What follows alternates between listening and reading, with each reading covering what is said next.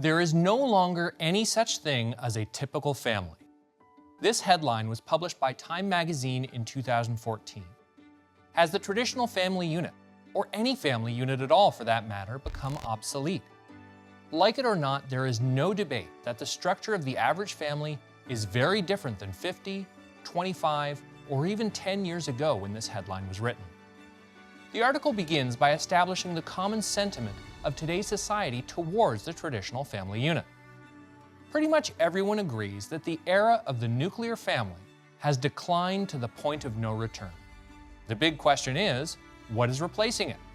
Now, a new study suggests that nothing is, or rather, that a whole grab bag of family arrangements are. While many seem excited about replacing the so-called outdated and obsolete family structure with a grab bag of countless options, the real questions are far too frequently brushed aside. Yes, society's view of family is changing, but at what cost? At what cost to the individuals immediately affected, especially children? And at what cost to humanity as a whole? Can we retain our society while removing one of its core foundations, the family? On today's edition of Tomorrow's World, we'll see the side effects of removing the traditional family structure and ask why there is such a determined effort to continue down this destructive path. Stay tuned as we examine the true value of family.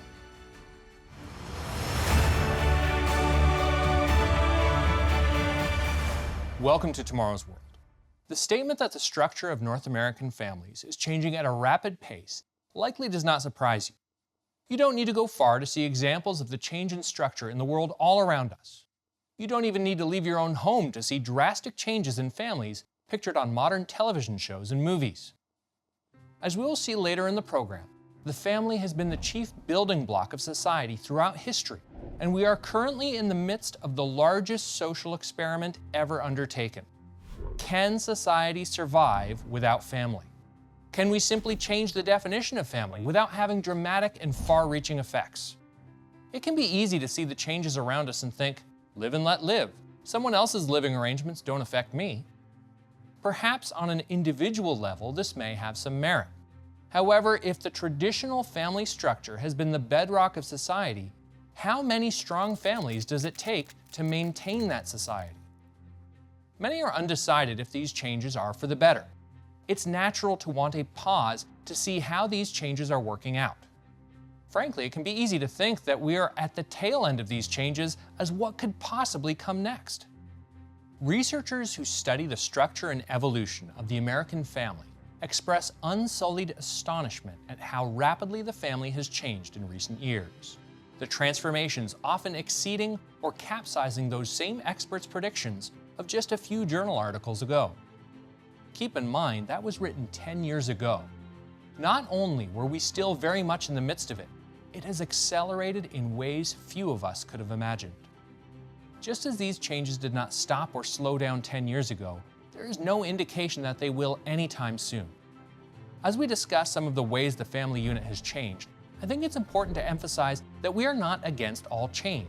Change is not always a bad thing. We cannot pretend that the 1950s or 1920s, or any other decade for that matter, were perfect and the ideal situation to which we should return. Change can be a positive. The right changes can bring fantastic results. But when changes to something as fundamental as the family unit occur, we can't be naive and think that they occur without effect. We have to look at the side effects of these changes, side effects which all too often have been relegated to fine print and brushed aside, and decide if these changes are a positive or a negative. The 2016 census in Canada paints a picture of the current state of families. In the opening of today's program, I quoted a Time magazine article which described a grab bag of new family arrangements. The statement actually minimizes one of the biggest issues. Grab bag of arrangements implies that people are creating family arrangements. It may surprise you to learn that in Canada, the most common household arrangement is no family arrangement at all. For the first time in the country's history, the number of one-person households has surpassed all other types of living situations.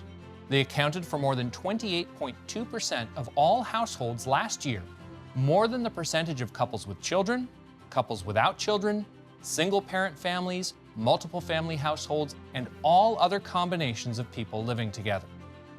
The same census also reveals the rising common law relationships in place of marriage that 19.2% of children aged 14 and under are growing up in single-parent households, while 30% are living in non-traditional family arrangements. This is just a glimpse of the changes occurring all around us. But what are the ramifications of devaluing the traditional family structure on the individuals directly involved, as well as for the whole of society? Before I go on, it's important to underscore the point that the statistics and information we'll be looking at are broad and general statements. The fact that in most cases being raised by two biological parents is ideal does not nullify the fact that there are single mothers, single fathers, stepfathers and stepmothers, adopted parents, foster parents, grandparents, and others who have done a tremendous job of making the most out of a less than ideal situation. However, we also can't fall into the trap of viewing all scenarios as equal. Take, for example, this finding from the Administration on Children and Families. The latest National Incidence Report from the Administration on Children and Families found that children living with their married, biological parents had the lowest rates of abuse across all the categories of maltreatment studied. Again, this is not to say that all or even most step-parents or individuals living with their common law partner's children are abusive, or that abuse does not occur in homes boasting both biological parents. But the difference here is actually quite staggering. Compared to children living with married biological parents, those whose single parent had a live-in partner had more than 8 times the rate of maltreatment overall, over 10 times the rate of abuse, and nearly 8 times the rate of neglect. The traditional family structure is the safest. It's also the healthiest, according to a study performed at Rice University. Research shows that children living in a traditional two-parent married household are less likely to be obese, with a 17% obesity rate, than children living with cohabitating parents, who have a 31% obesity rate. The obesity rate for children in non-traditional families is nearly double. Sometimes I find myself struck by how scientific studies can prove something that had already been generally assumed to be true for centuries, yet state it as if it's some sparkling new revelation. Some find it shocking when traditional values are determined to actually have value. For reasons we cannot fully measure, there appears to be something about people who marry and have a child that is fundamentally different than the other groups. Yes, there is something fundamentally different and wonderful about the marriage relationship that is a tremendous benefit to the children raised in such a household. And lest anyone accuse the study of bias, the higher rates for non-traditional parent families were observed even after researchers accounted for factors associated with childhood obesity, including diet, physical activity, and socioeconomic status. It should be noted that many of the articles I'm quoting from today include a similar statement. When these facts are brought out, many will try to argue that those suffering from economic hardship are less likely to have the money for a big, expensive wedding. And so all these stats really just show the benefits of being born to parents who are better off financially. Most of these studies accounted for socioeconomic status, and yet the results were the same. The benefits to the children were not proportional to the lavishness of the wedding ceremony. They were the result of a lifetime commitment between the parents. There is a new term that has been coined to describe much of what we've been talking about: two-parent privilege. Sadly, I think they've chosen that phrase because privilege seems to have become a derogatory term for any supposedly unearned benefits. Unearned by the child, perhaps, but what parent wouldn't want their child to have the benefit of starting off with advantages, of having privilege? Two-parent privilege is not a factor that you have no control over. Providing your children with two-parent privilege is a choice and a commitment. Some will argue, I can be both the mother and the father to my child. I can provide them everything that they need. Vox.com will never be confused with a conservative media outlet, but it describes the benefits of two-parent households as common sense. There is a common sense reason to why this bump is so great. A pair of mediocre married parents will have way more time to spend with their kids than even an exceptionally devoted single dad. Someone has to do the laundry after all, and only one of these families has a spare parent around to read to the kids while the other cleans the clothes. The traditional family structure is safer, promotes better health, and increases the likelihood of career and educational success. The benefits of strong families don't end with the family itself. In the next portion of our program, we'll see the significant impact strong families have on society and the devastating effects of the current decline. But first, I want to tell you a little bit about our special report, The Future of the Family. This report includes 6 articles and a 2-page stats sheet examining the current status of the family unit and proposing a better path forward. Articles include Don't Underestimate the Value of Family, Motherhood in Crisis, and Fatherless Families. Welcome back. We've just touched on the rapid pace at which the traditional family structure is changing. We've seen that the benefits of being a part of a traditional family unit are immense. We've been looking at general trends, understanding, of course, that there are many out there who have succeeded despite being in less than ideal circumstances, and those who have failed despite being in a positive environment. Yet the evidence speaks for itself in terms of providing a safe, healthy environment to promote success and discourage crime and drug use. Family does matter. It's my sincere hope that those watching will recognize the importance of family, especially younger viewers who may be wondering if marriage is a worthwhile endeavor or what environment may be best to raise children. You are at the precipice, facing some of the most important decisions that will affect not only you for the rest of your life, but any potential children you may have for the rest of their lives as well. I hope you'll take these findings to heart. But what if you aren't in such a situation? The question may be arising in your mind, does family matter for me?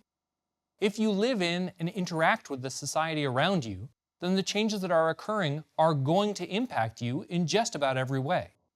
Maclean's magazine hints at the magnitude of what is at stake. Marriage may not matter as much as it once did to young couples, but it matters a lot to society at large. Married couples are a foundation of the economy. They earn, save, and spend more than their unmarried counterparts. They are happier, and a mountain of evidence shows stable 2-parent families are good for kids. Children who grow up in a married family are far more likely to succeed in school, find employment, and avoid problems later in life than those raised in other situations, however loving.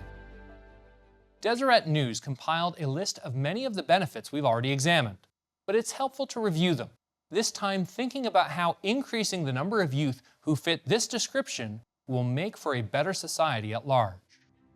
More secure financially, do better in school and are less likely to drop out, less prone to experience anxiety and depression, less likely to take drugs or become addicted to alcohol, less likely to experience sexual abuse and domestic violence, less likely to commit crimes and be in the juvenile justice system, less likely to engage in risky sexual behavior, thus avoiding sexually transmitted diseases and unwanted pregnancies.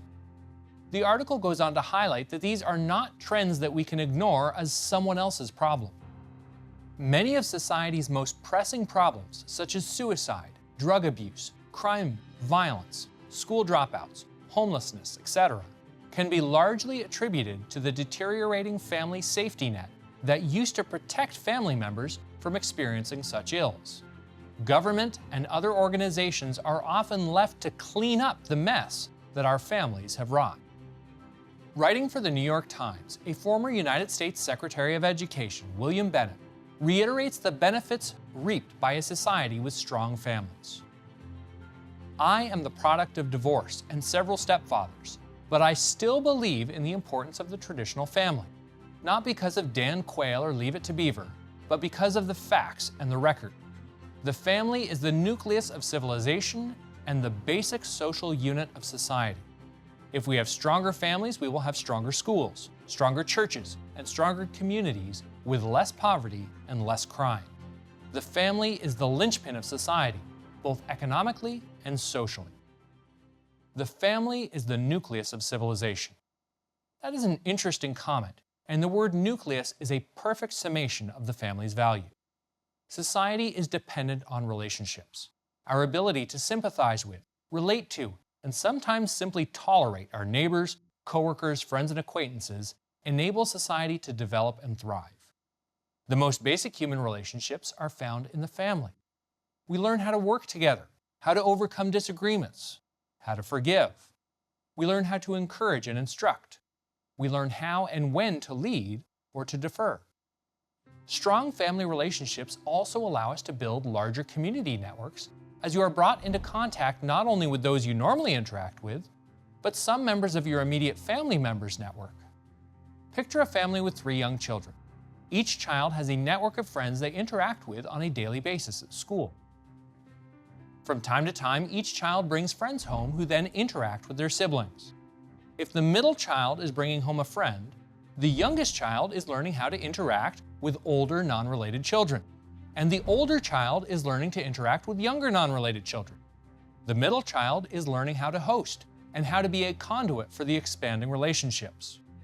Likewise, when mom and dad invite other adults over for dinner, the children gain experience relating to non-related adults. Each of these instances allows children to develop and foster relationship skills with the family, forming not only the earliest grounds, but also the basis for expanding their own personal relationship networks. Learning to interact with people beyond our immediate peer group is a skill which appears to be in decline. This change is further fueled by social media, where someone can opt out of interacting with those physically close to them in order to find someone more like them to interact with. These relationship skills are a forgotten casualty of the war on families. The family relationship is the first intimate relationship of your life, and you apply what you learn to later relationships. It's also where you may learn how to constructively communicate, or perhaps the inverse, to yell and scream when you have a disagreement. Those are the skills you learn from the family, and you will apply in later relationships. Another key component of the traditional family structure is longevity. Peer groups change over the course of our lives. As individuals grow older and their life situations change, people come in and out of their lives. This is a gigantic flaw in the growing movement of family is whoever we choose it to be. If you are simply choosing who your family is, there remains the choice for them to no longer be family. Obviously, marriage is a choice, but when done properly, that choice is accompanied by a lifelong commitment. You've likely heard not to bring up politics or religion at a family dinner. You and the other members of your family may not see eye to eye on these topics. When we disagree with acquaintances, it can be normal to distance ourselves and to avoid situations where those topics may come up. We tend to like spending time with those who agree with us. Family ties should be more difficult to sever. Being a part of a family unit means learning when and how to disagree with someone. Knowing when a topic should be left alone or certain conversations should be left to a more appropriate time. We learn to get over things, to overcome differences, and to work with people who may not agree with us, even on some very important topics. It's no coincidence that the decline of the family unit and the increasing polarization of society have come hand in hand. When people don't know how to disagree with each other, every opposing viewpoint becomes an irreconcilable difference, and people withdraw into their own network of whoever agrees with their beliefs at the current time. Are you fed up with the increased polarization we're seeing in the world around us? The decline of the family unit has played a vital role in that change. When we return, we'll view some interesting studies showing how people view the traditional family structure, and complaints from researchers at a top university that one vital aspect of the decline of the family unit is being overlooked. Lastly, we'll look to the Bible, which outlined millennia ago the true value of the family. But before we continue, I want to extend to you another opportunity to get your copy of our special report, The Future of the Family. It includes the article Rebuilding Happy Families, showing how you can work to improve your family situation and strengthen your family. On today's program, we are examining the value of family. We've seen overwhelming evidence that the traditional family structure is vital in establishing a safe, healthy environment for children. We've also seen how the family unit acts as the basic building block of society. The world is already feeling the effects of ignoring the importance of the traditional family. One can only imagine what the future holds if the next generation places even less importance on family relationships. Considering what we've discovered, it may come as a surprise that so many people view these changes with ambivalence or outright support. The report I referenced earlier from the Pew Research Center on the rise of new families even included a bullet point in its executive summary: an ambivalent public. The public's response to changing marital norms and family forms reflects a mix of acceptance and unease. On the troubled side of the ledger, 7 in 10, or 69%, say the trend toward more single women having children is bad for society, and 61% say that a child needs both a mother and father to grow up happily. Relatively few say any of these trends are good for society, but many say they make little difference. 39% don't believe that a child needs both a mother and a father. The statement that really stands out to me is the takeaway at the end. Few will say that they are good for society, but that it's not really that important. In fact, many dismiss the evidence we've shown as only being relevant for children, and that once we are adults, the need for family is minimized and can be replaced by close friends. While that may work for some in theory, the research shows that it is not fulfilling the needs in reality. In conducting its study, the Pew Research Center asked, suppose someone you know had a serious problem and needed either financial help or caregiving. How obligated would you feel to provide assistance if that person were your? And the relations asked about include parent, grown child, grandparent, brother or sister, spouse, or partner's parent, grown stepchild, step-parent, step or half-sibling, and finally, best friend. Best friend finished last on the list, with only 39% saying they would feel very obligated to provide assistance. Compare that to 64% for brother or sister, 77% for grown child, or 83% for parent. It seems the family relationship truly is different. When examining the change in family structure over the past several decades, the change in the role and sadly the presence of the father is one of the most obvious. Yet it is one whose ramifications we are studying the least. Consider this remark from ScienceDaily.com. Previous attachment research has demonstrated the importance of the mother-infant relationship to children's emotional development. But there is still relatively little research on the role of the fathers, the marital relationship, and the family as a whole. A result of the increase of children being raised solely by their mothers is that most of the focus has been on the role that mothers play in raising children. Their role is vital and must not be overlooked. But it certainly appears as though much of this is being done to justify the current trend rather than examining the best path forward. Again, mothers are essential, but let's notice this quote regarding a study showing that parenting research often overlooks fathers. Despite robust evidence of fathers' impact on children and mothers, engaging with fathers is one of the least well-explored and articulated aspects of parenting interventions. The last book of the Old Testament, in its final few verses, contains a stern warning as well as a message of hope. It indicates that there will be a desperate need for healing the relationships between family members.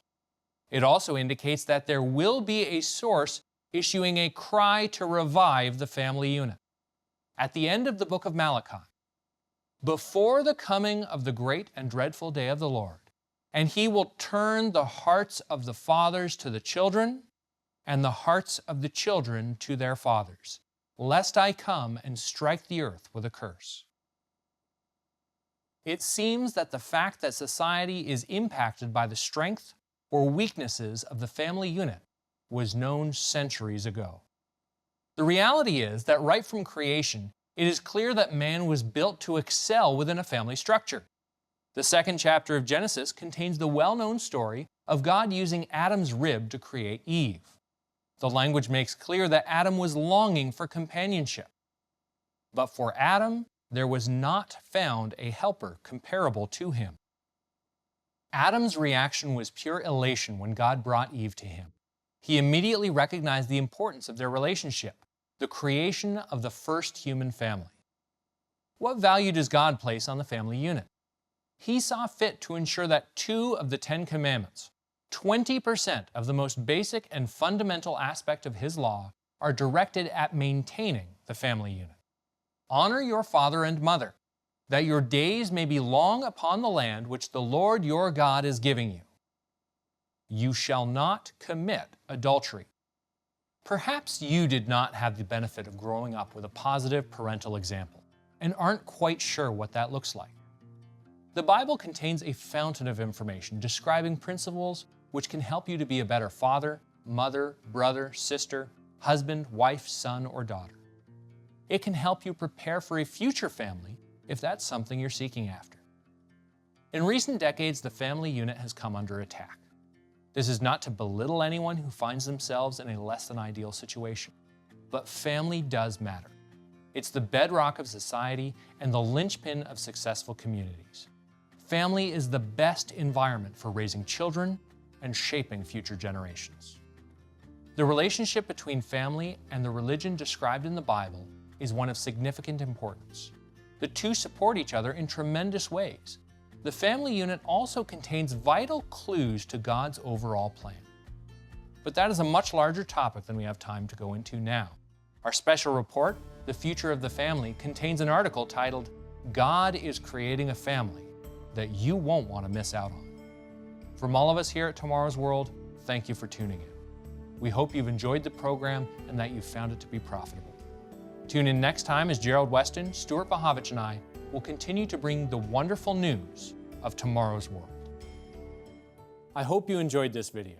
If you'd like to see more, be sure to subscribe and click the notification bell.